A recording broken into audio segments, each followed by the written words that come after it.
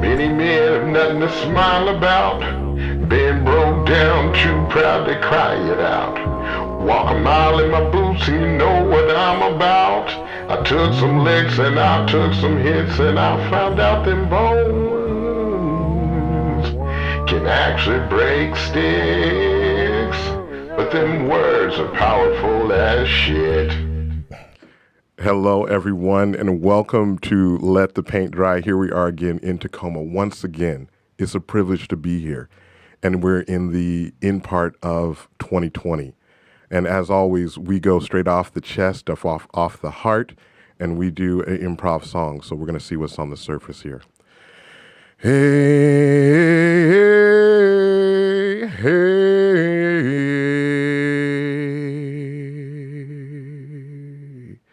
I've been working on my heart.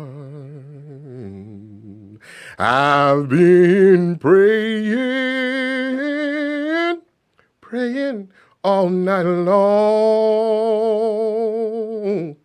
I've been praying for you to make it to the other side. I've been working on my heart. I said I've been working on my heart. I've been working on my mind.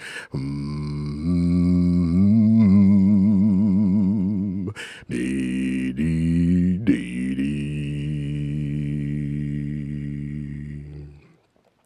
When the river calls your name, there is healing down at the threshold. When the river calls your name, there is healing at the threshold.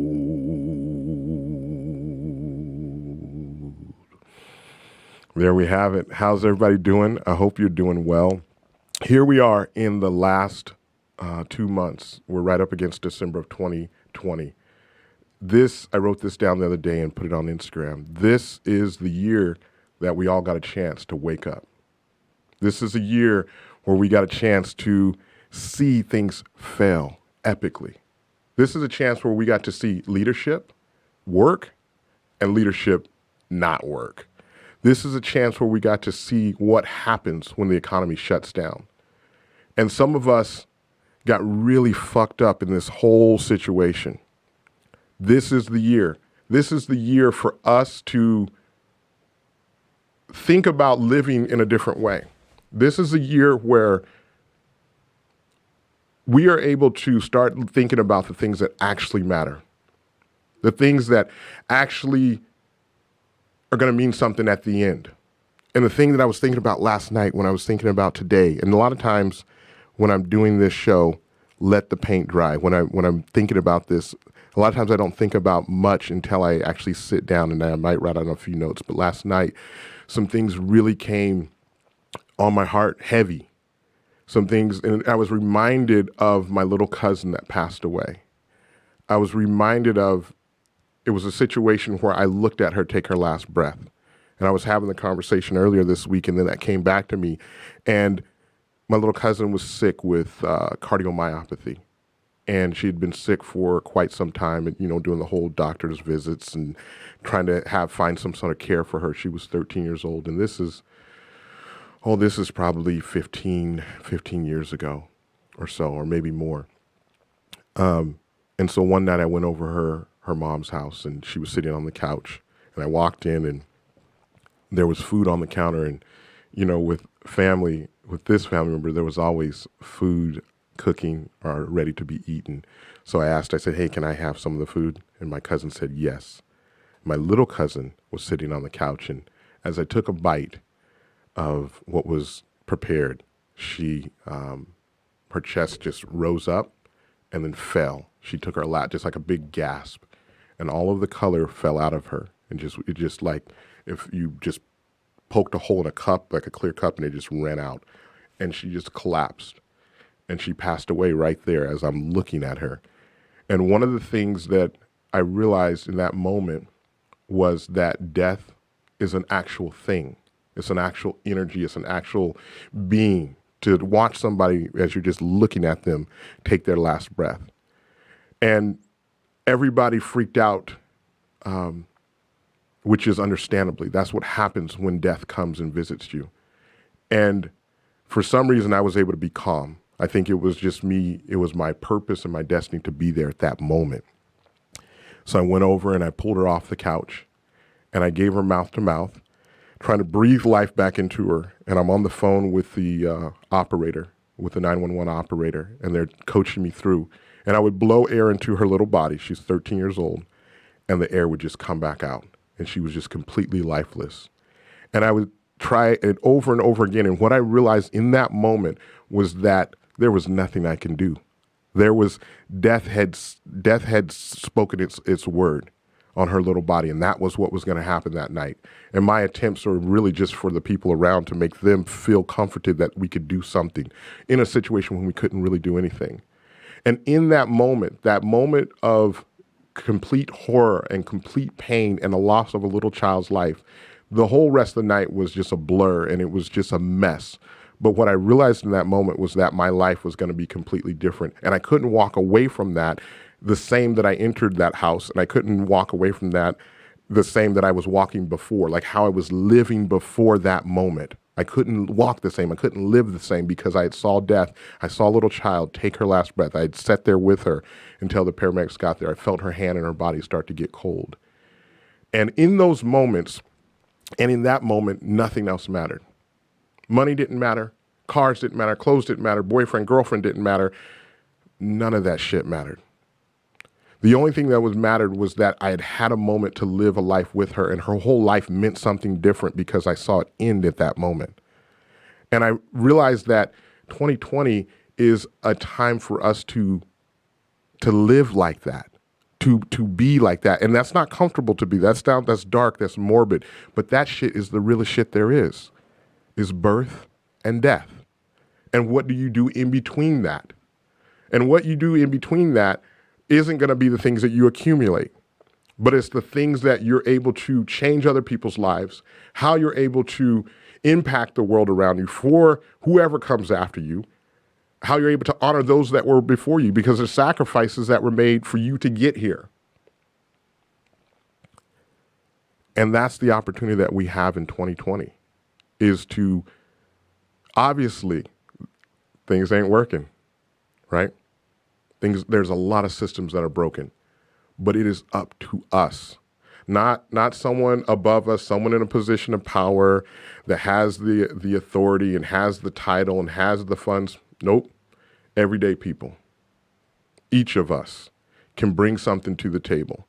Each of us can give something. And it really is about what you give. It's about what you give. And we say that all the time. You hear that. You can't take it to the grave. You can't. It's about what you give. And it's about how you showed up. And so sitting with this year and seeing how we're all tested, I am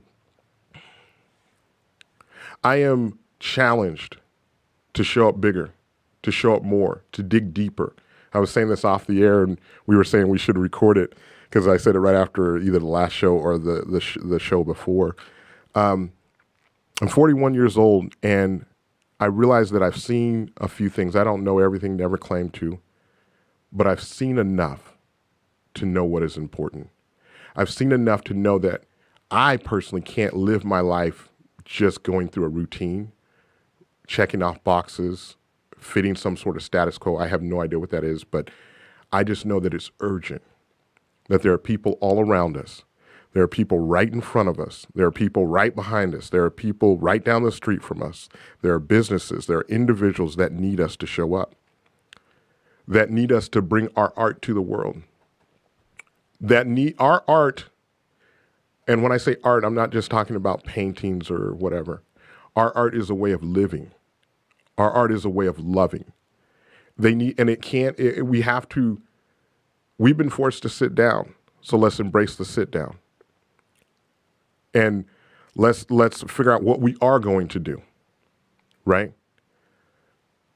But we can't do it alone, and we can't do it in isolation, and we're too connected to just walk around and hurt. Because we're hurting, we hurt everybody. So we have to heal. We have to allow ourselves to heal. This is what's on my heart. This is what's on my mind. And this relates to everything. This relates to business. This relates to the economy. It relates to the market. It relates to, like, how do we buy? Do we buy in love? Do we buy with consideration of who made it, or who the products that we buy are going to affect other people? Do we buy like that? Do we buy in love? Do we walk in love? Because it's clear. I don't have to say it to I don't have to say that this shit's broken. Well, how do we fix it? We have to go to the human side. We have to understand death, that we all are going to die. And there's nothing wrong with that. Don't fear death. And we have to understand the sacredness of birth, like what it took for you to get here. The miracle that every single person that can hear this, every single person that exists, the miracle of them being born and being alive today. That's what I'm carrying in my heart, and that's what Let the Paint Dry is today.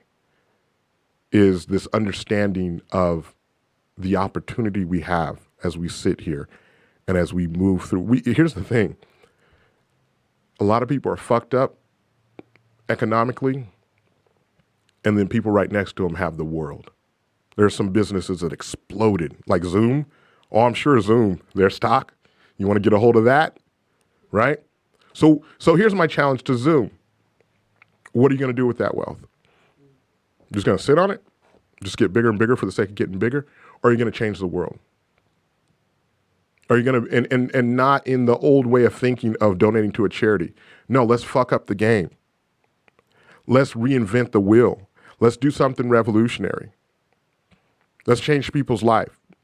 Solomon Burke, I believe. He sang that song. If one of us is chained, then all of us are. And I'm mixing up the words, but you get what I'm saying. If one of us is chained, then you're chained too, because we're all connected. We're one big cosmic body. We're all one. And that gets said a lot, but we truly are. And where we get sick is when we think that we're separate, when we think that we're not connected to the person right next to us.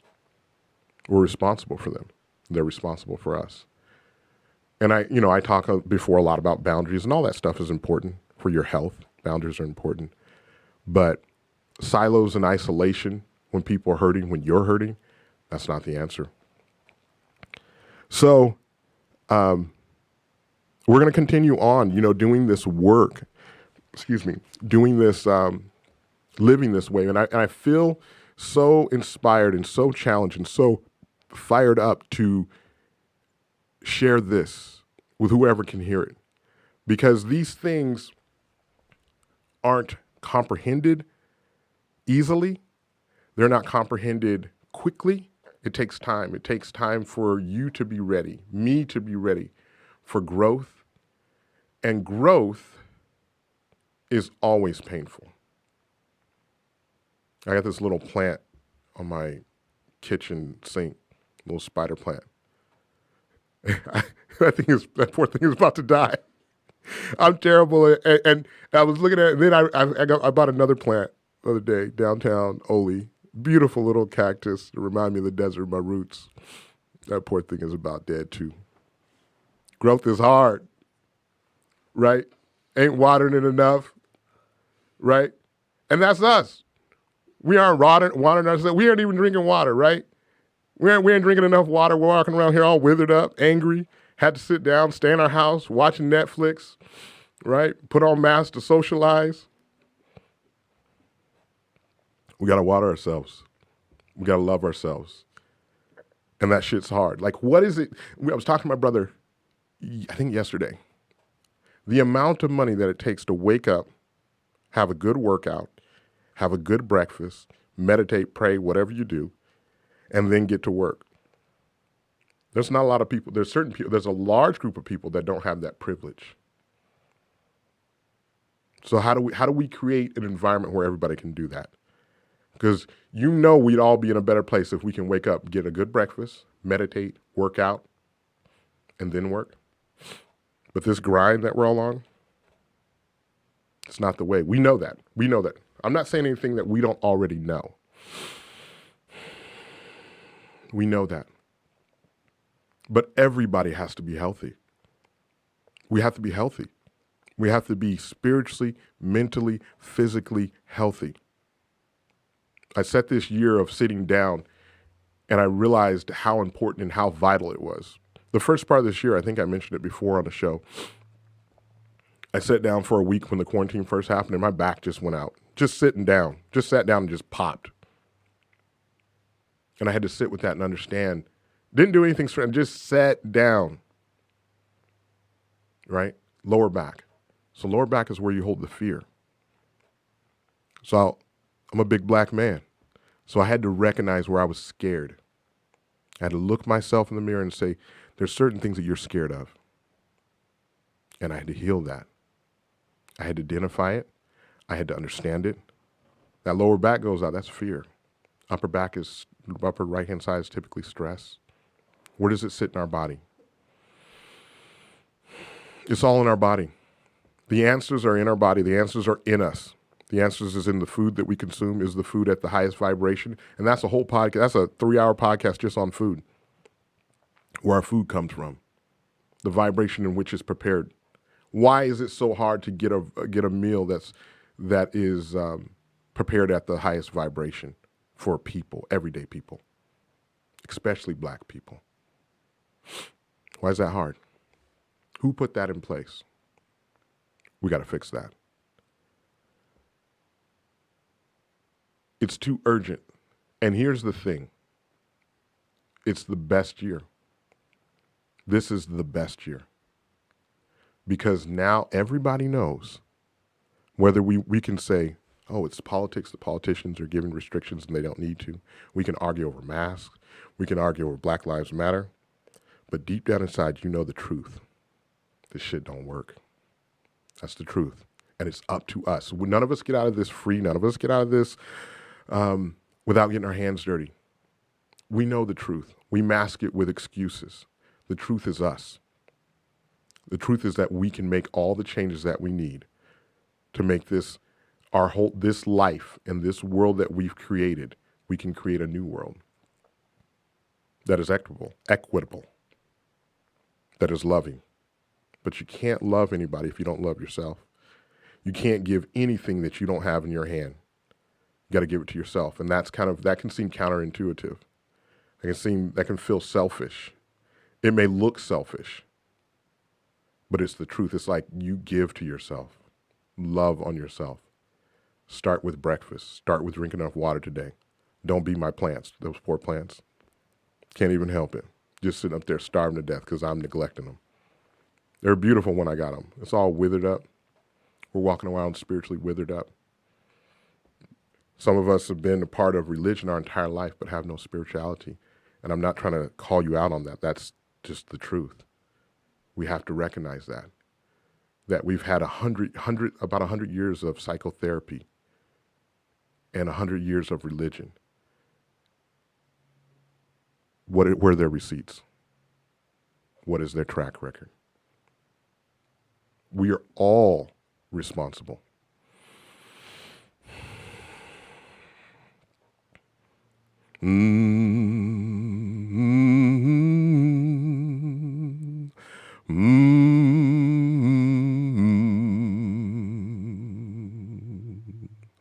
Hold on just a little while longer. Hold on just a little while longer. Hold on. just a little while longer. Everything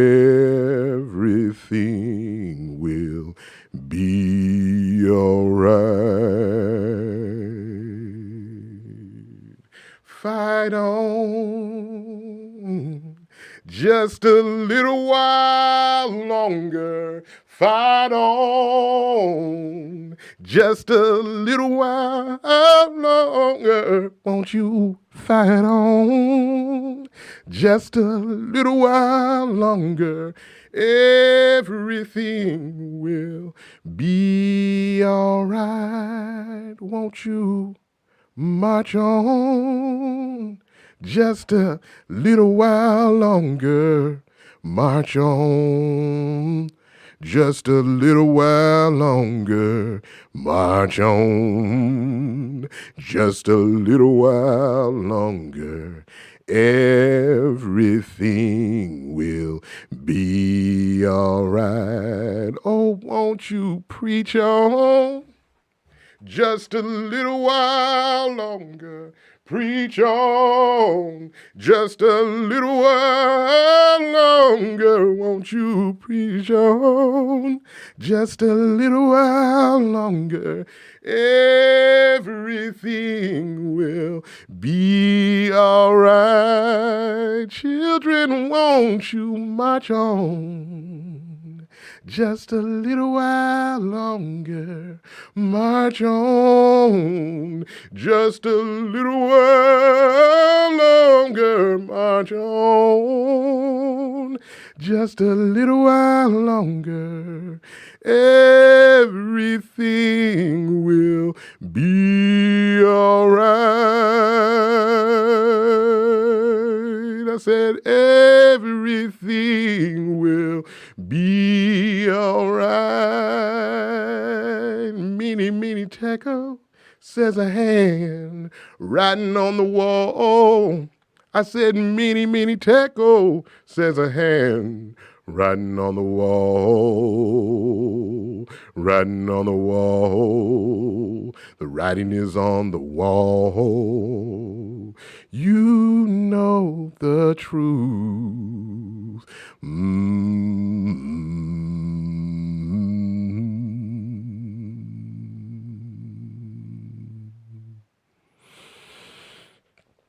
Switching gears to the business side of things, we'll be in 6th Ave on Pine. I think this right off of 6th Ave on the 27th, the day after Thanksgiving.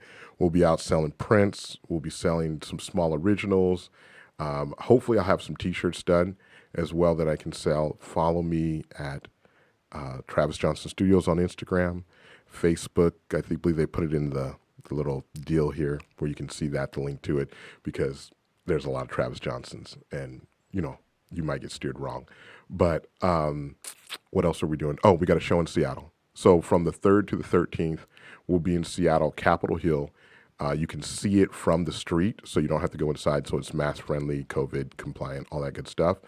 And then what else is happening? Oh, 30% off of everything. 30% off of everything on the website, originals. We'll do 30% off prints as well. So travisjohnsonart.squarespace.com. Go there, follow that. YouTube, we're going to be doing more on YouTube.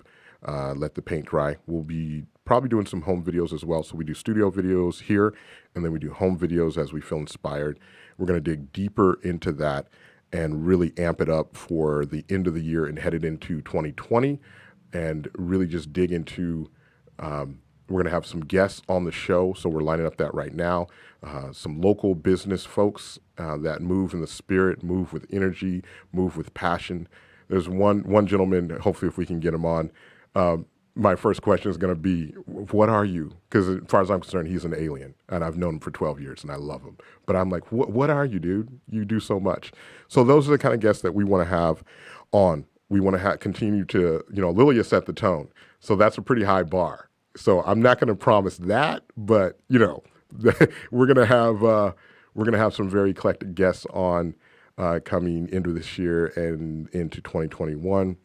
So look forward to that. Our sponsor program. If you're a local business, get with me. We have a couple different ways we can do sponsorship, and we promote pretty hard for our businesses on every platform. So it's daily posting of your logo. It's a lot of energy put towards that. So and it's a pretty good price right now. So because that's going to grow and continue, but right now it's a good opportunity to get in on that. So. See if there's anything else. That's pretty much it. Here we are in the last part of the year.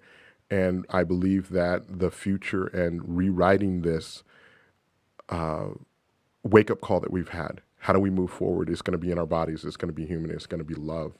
And love is not even a big enough word to really explain, to really express, to really hold weight to the work and the power of love. Love, we think of hearts, we think of Valentine's, we think of loved ones, we think of relationships, but it's bigger than all of that. And we can't give anybody anything that we don't have, as we said before. So we have to love ourselves with an enormous type of love. What does that look like? Well, that's a personal journey. I'm just showing up and just waving the flag.